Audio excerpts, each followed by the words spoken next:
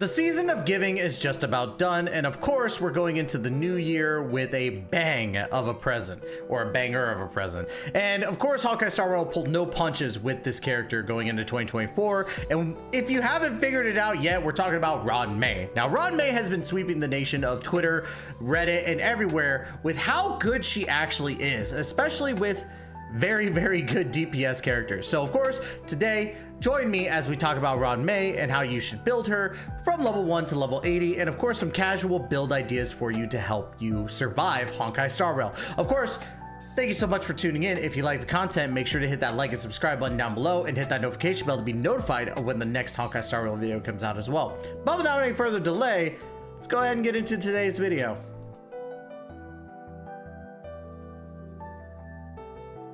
As you can see, we have Ruan Mei up here right now, and of course she's part of the Harmony Path, which is about applying buffs to your allies, and of the Ice element, which is one of my favorite elements if you didn't know from Genshin and Honkai.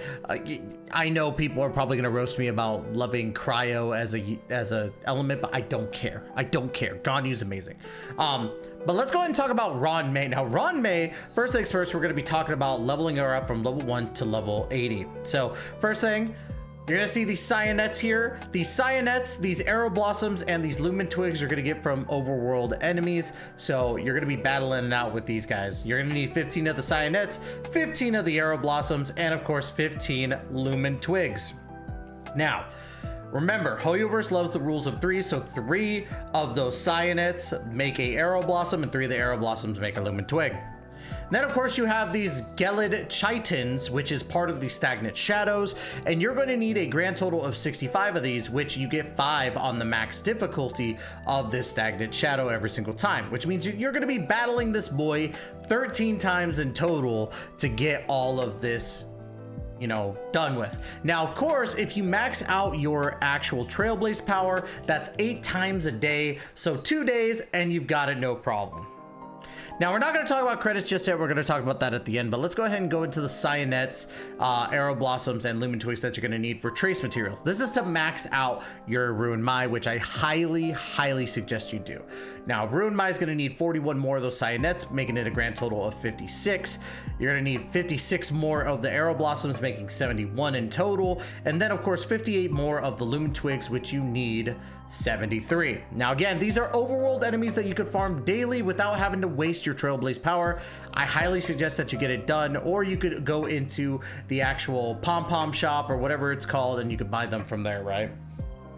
Now, let's go ahead and talk about these Harmony character exclusive materials here. So the Harmonic Tune, right? And then of course we have the Ancestral Hymn, followed by the Stellaris Symphony. These are part of the red calyx of the Harmony Path, right? And these cost 10 per run, which you don't know exactly like how many you're gonna get each and every run. They differ every time, and you may not get the Stellaris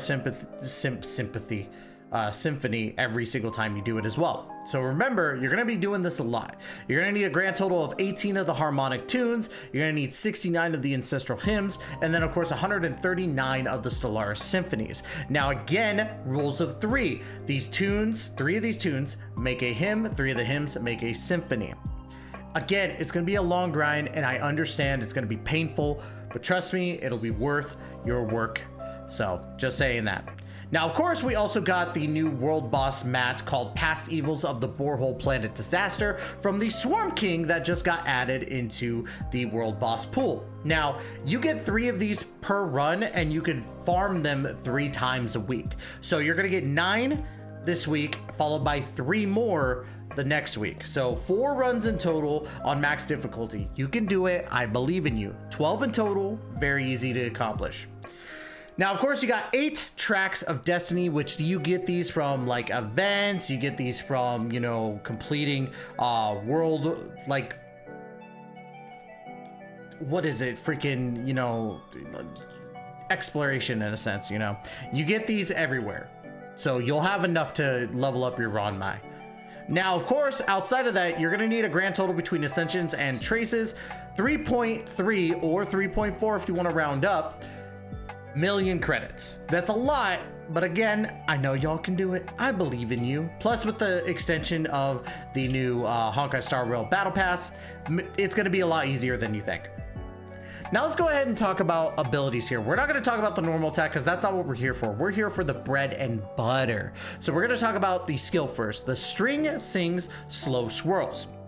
After using her skill, Ruan Mei gains Overtone, lasting for 3 turns. This duration decreases by 1 at the start of Ruan Mei's turn. When Ruan Mei has Overtone, all allies' damage increases by 40% and weakness break efficiency is increased by 50%. This is important because you're gonna want to build her with a lot of break attack or break. Yeah, you get what I'm saying. Break effect. You're gonna need a lot of that. Plus, also with the bonus trace, once you max her out, Candle lights on still waters in battle for every 10% of Ruan Mei's break effect that exceeds 120%. Her skill additionally increases allies' damage by 6% up to 36%.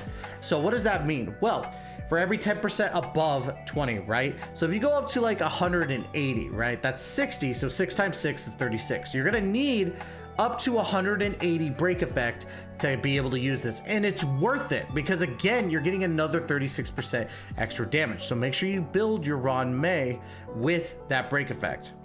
Let's go ahead and talk about the ultimate here really quick. Petals to Stream, Repose, and Dream.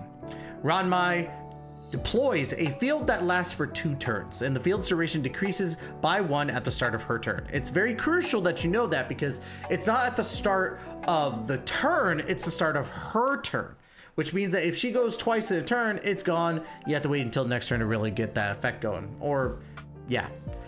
When inside the field, all allies, all type resistance penetration is increased by 30%, and their attacks apply Thanato Plume Rebloom to the enemy's hit. When these enemies attempt to recover from weakness break, Thanato Plume Rebloom is triggered, extending the duration of the weakness break, delaying their action by an amount equal to 20% of Ruan Mei's break effect, plus 10%, and dealing break damage equal to 60% of Ruan Mei's ice break damage. That's crucial because that's basically giving you more time to do more attacks with no defense on them. Like their toughness gone for 2 turns basically of theirs. So that's great. Enemy targets cannot have Thanato Plume Rebloom reapplied to them until they recover from weakness break. So you have to wait until they recover to be able to use it again. Now, we got the Somatotypical Helix, which is the talent, which increases speed by 11% for the team, excluding Ruan Mei. When allies break on enemy target's weakness, Ruan Mei deals to this enemy target break damage equal to 150% of her ice break damage. And then of course with the traces, Inert Respiration increasing the break effect by 20% for all allies, and Days Wane Thoughts Wax, Ruan Mei regenerates 5 energy at the start of her turn. It's crucial that you have these going because she's going to be she is legitimately the best Harmony character right now. It's insane. Now let's go ahead and talk about the last thing here, which is the technique, Silken Serenade. After using the technique, gain Silken Serenade at the start of the next battle, automatically triggers the skill for 1 time without consuming skill points, which is big. However, this is where it gets crazy, especially in Simulated Universe. In Simulated Universe, when Ruan Mei has Silken Serenade, the team actively attacking enemies will always be regarded as attacking their weakness to enter battle, and this attack can reduce all enemies' toughness regardless of weakness type. When breaking weakness triggers weakness break effect corresponding to the attacker's type, for every blessing in possession up to a maximum of 20 blessings, additionally increases the toughness reducing damage of this attack by 100%. After breaking an enemy target's weakness, additionally deals to the enemy target break damage equal to 100% of Ruan Mei's ice break damage. So she's going to be really, really good in Simulated Universe, which makes sense because she is one of the smarty pants people, right? So she's going to be pretty dang busted, right? She's gonna be good with so many different characters, like obviously your DPSs like Jingliu, Imbibitor, Lune, Blade especially, and we're gonna be looking at something on Twitter here in just a sec. But she's going to be good with those DPSs. She's good with Topaz. She's good with Zella. She's good with any DPS that you have. Not only that, but she's good in combination with other Harmony characters like Tingyun and Bronya. And of course, you can't forget like other characters such as Kafka. Pella's a really good one, especially reducing that defense. And you have your preservation characters like, you know, I don't know, freaking Fushuan. Fushuan is fantastic with her. You have so many different teams that you could work with her, and she just sits in them and just sits pretty. And she's very pretty at sitting pretty. So let's go ahead and talk about some Lycaons really quick. Her best Lycaon, obviously, past self in Mirror. Increase the wearer's break effect by 60% when the wearer uses their ultimate. Increases all allies' damage by 24%, lasting for 3 turns. Should the wearer's break effect exceed or equal 150%, 1 skill point will be recovered. At the start, oh, what is it doing here? Stop it. At the start of each wave, all allies regenerate 10 energy immediately. Effects of the same type cannot stack. This is big because, again, you're getting that weakness break increase, you're getting that damage increase, and you're also getting a free skill point on top of that, plus some energy. This is a very, very, very good light cone to have on her. Now, of course, if you don't have that, you could use Bronya's light cone, which is but the battle isn't over. Increase the wearer's energy recharge rate by 10%. And regenerates 1 skill point when the wearer uses their ultimate on an ally. This effect can be triggered once after every 2 uses of the wearer's ultimate. So that's the only downside, is that you have to use the ultimate twice before it could trigger. So be ready for that. Good 4-star, Memories of the Past. Increases the wearer's break effect by 28% when the wearer attacks. Additionally, regenerates 4 energy. This effect cannot be repeatedly triggered in a single turn. Or if you want to go 3-star because you don't have enough of the 4-star, or you just don't have that 4-star in general, this Meshing Cogs will work just fine. At the wearer uses attacks and gets hit, additionally regenerates 4 energy. This effect cannot be repeatedly triggered in a single turn, which is the only downside. But of course, I would definitely say if you're gonna look at Ruan Mei's light cone, I don't blame you, because this light cone is pretty busted, right? Let's go ahead and talk about some relics now. The best relic set for her is Thief of Shooting Meteor, which you should have this, like a lot of these, because these drop everywhere, basically. So increases break effect by 60% on the 2-piece, but on the 4-piece, it does it another 16%, so up to 32% now. And after the wearer inflicts weakness break on the enemy, it regenerates 3 energy, which is perfect because you want to keep getting that ultimate back to do that Thanato Plume Rebloom. Now, if you don't have, somehow, Thief of Shooting Meteor, Messengers Traversing Hyperspace is a solid number 2. 2-piece increases the speed by 6%. 4-piece, when the wearer uses their ultimate on an ally, speed of all allies increases by 12% for 1 turn. So again, getting that speed boost on your DPSs is fantastic, so there you go. Now let's go ahead and talk about 2 pieces from Simulated Universe. The best set is Talia Kingdom of Banditry. So, 2-piece, obviously, increases the wearer's break effect by 60%. When the wearer's speed reaches 145 or higher, the wearer's break effect increases by an extra 20%. That's an extra 36% break effect. If you could stack so much break effect on Ruan Mei, oh my god, it's insane. Another set that you could use, probably not the best set, Panakani. Does work really well. Increases wearer's energy regeneration rate by 5% and increases damage by 10% of all other allies that are of the same type as the wearer. So this would be really good if you're rocking a Jing Liu. Now, I just gotta say Ruan Mei is pretty dang busted in general.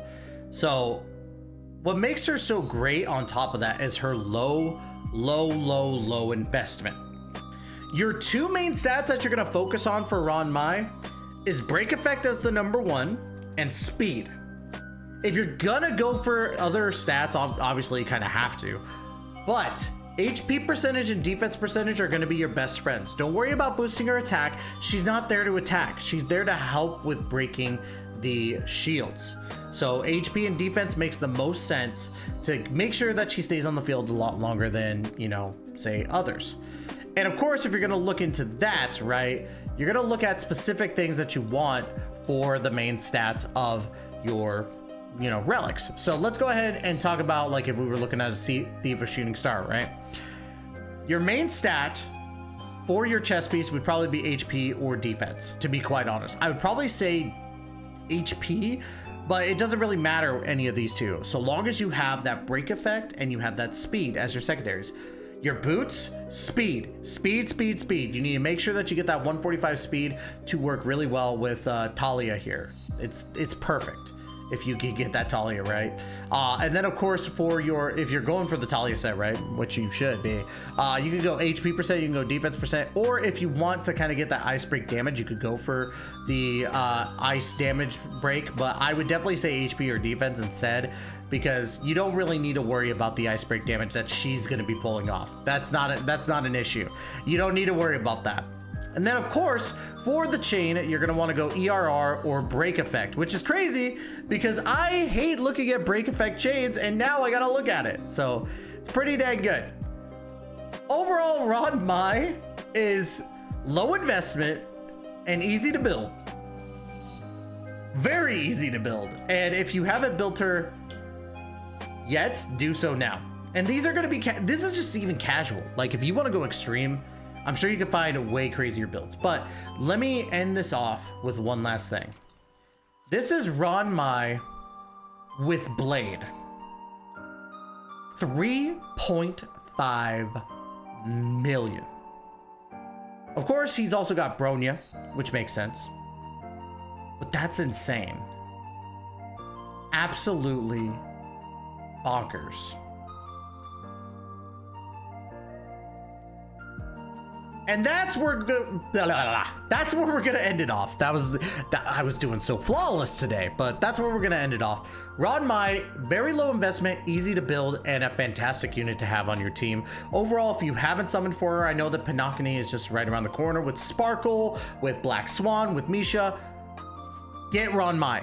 She's gonna be very good for your account for the times to come. And honestly, I can't wait. I'm so stoked on her. I can't wait to try her out with Dr. Ratio, to be honest, because she might be a lot of fun with Dr. Ratio. But I digress. I think she's great. But if you think so as well, leave a comment down below what you think about Ruan Mei. Like, comment, subscribe. And as always, we will catch you all in the next video. Please take care and be safe.